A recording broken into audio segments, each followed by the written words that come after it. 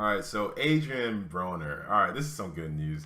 My man, this is my dude. Okay, I know that a lot of people they think that Adrien Broner, he's done, he's over the hill, he's yada yada yada. I know that a lot of people just don't like Adrien Broner. They think he doesn't take the sport seriously. They think that he's trash, he's garbage.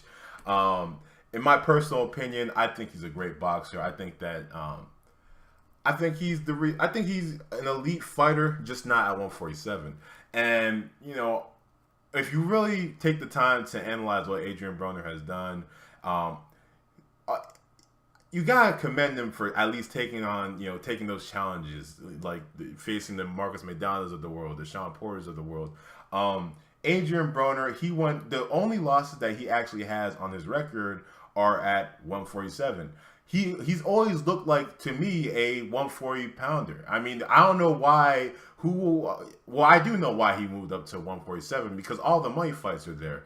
But if he were to, if he were to go through a steady path of weight classes, if he didn't initially skip the weight class of 140 and just face Paulie Malignaggi, I think we'd be having different discussions about Adrien Broner. But of course, Paulie Malignaggi at the time was kind of like the weak link of the champions. So of course, Adrien Broner, he saw that and he decided, hey, let me go after that, and that's what happened. But again, I think that Adrien Broner, I don't think there's like let me frame it like this. Adrien Broner, if you were to stay at 140, again, if you were to fight at 140, stay at 140, I think he'd be he can do damage. I mean, I know a lot of people, they're probably listening to this and they're gonna disagree, but I think that he can give Terrence Crawford a run for his money. I really do. I think that Adrien Broner, if he were to face Victor Postol, I think Adrien Broner would be the victor. I don't know by how wide of a margin, but I just don't see someone like Victor Postol being Adrien Broner. I don't see a lot of people at 140 being Adrien Broner. I guess that kind of brings us to the point of this video, which is Adrien Broner. He's talking about staying at 140 and facing Ricky Burns. A little while back, I'm not sure if it was last year. It was like right after he fought Ashley Theophane. He said that was going to be the last fight that he had at 147 because he didn't make the weight of 140 and he lost the belt on the scales. I was disappointed at hearing that news because, I mean, when you really think about it, it's like, who is Adrien Broner really going to beat at 147? Like, who? I don't see Adrien Broner beating Keith Thurman, Sean Porter, Kell Brook. I don't see him beating any of the elite welterweights of today. But again, just because I don't see him beating those welterweights, I'm still not going to say that Adrien Broner is not he's not an elite fighter just because he can't beat those guys at a higher weight class. Because honestly, I think Terrence Crawford. Everybody listen to you. Do you really think that if Terrence Crawford were to face a Keith Thurman, a Sean Porter, a Kell Brook, do you think that Terrence Crawford would really pull out the victory? I just don't see that happening. I don't see any elite 140 pounder beating any of these elite 147s. Now, does that make these 140 pounders less elite than they are? No, these are talented guys. These are talented 147s. If an elite 147 pounder were to face an elite 140, the 147 pounder should win. By logic. I mean, they have the skills and they have the weight advantage. So I don't know why people are, they're so quick to, judge Adrien Broner because of his loss that he suffered at a higher weight class. But again, I think that he can be very elite if he stayed at 140.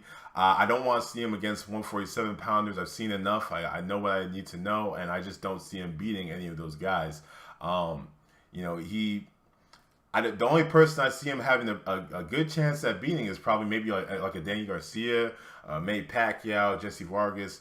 But I don't see him having a big shot at beating any of those elite 147 pounders. I just don't. Adrien Broner, if he could stay at 140, like the rumors are saying that he's true, like he said that he plans on coming back down to 140, facing Ricky Burns, taking that belt.